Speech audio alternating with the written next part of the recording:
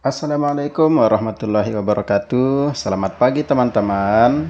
Pada bab ini, Pak Guru akan menyampaikan ringkasan materi informatika kelas 7 bab 2, yaitu berpikir komputasional.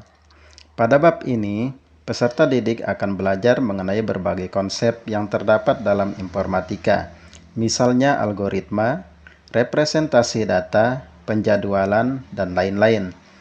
Berpikir komputasional adalah cara berpikir untuk menyelesaikan persoalan yang cara penyelesaiannya jika dikembangkan dapat dilakukan oleh komputer. Dengan demikian, kita akan belajar bagaimana menyelesaikan berbagai persoalan dengan cara yang efektif dan efisien. A. Algoritma. Apa perbedaan antara efisien dan efektif? Berikut adalah definisi dari kedua kata tersebut berdasarkan Kamus Besar Bahasa Indonesia.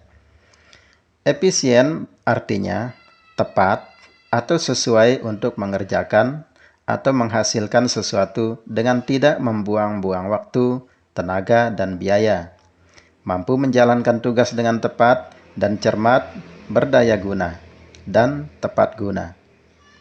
Efektif adalah ada efeknya atau akibatnya, ada pengaruhnya, ada kesannya, dapat membawa hasil atau berhasil guna. B. Optimasi penjadwalan. Dalam kehidupan sehari-hari, terkadang kita perlu mengatur jadwal untuk berbagai kegiatan. Misalnya, dari pukul 7.00 sampai dengan pukul 12.00 kita berada di sekolah. Setelah sekolah, ada beberapa kegiatan yang bisa kita ikuti. Misalnya, mengerjakan PR, belajar musik, belajar memasak, bermain bersama teman, dan lain sebagainya. Dengan demikian, kita harus bisa memilih kegiatan mana saja yang akan kita lakukan pada hari tertentu, dan tentunya kita perlu juga mengatur jadwal agar kegiatan-kegiatan tersebut tidak bertabrakan waktunya. Dalam mengatur rangkaian pekerjaan, terkadang ditemukan ada 2 atau lebih pekerjaan yang dapat dilakukan secara bersamaan.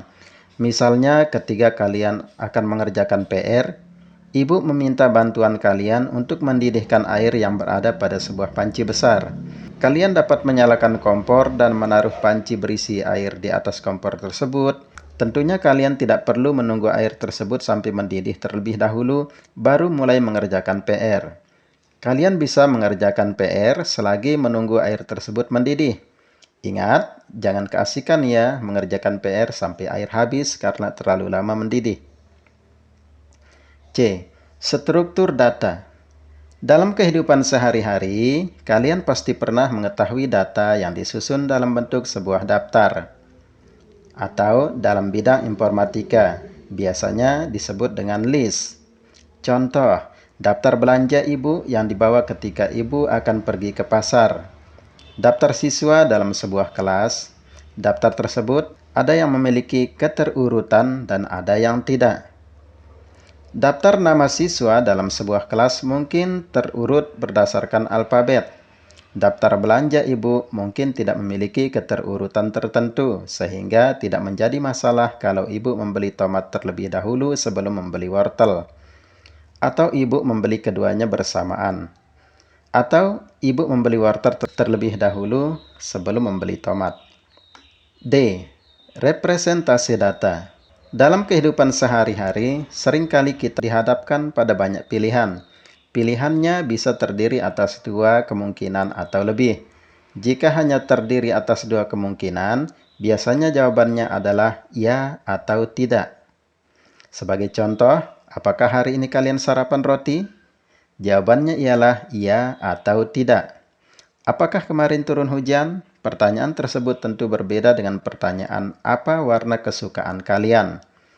Pertanyaan mengenai warna kesukaan tidak dapat dijawab dengan ya atau tidak. Jika pertanyaan diubah menjadi apakah warna kesukaan kalian adalah biru, maka pertanyaan tersebut dapat dijawab dengan ya atau tidak. Demikianlah rangkuman informatika kelas 7 bab 2 Kurikulum Merdeka. Selamat belajar.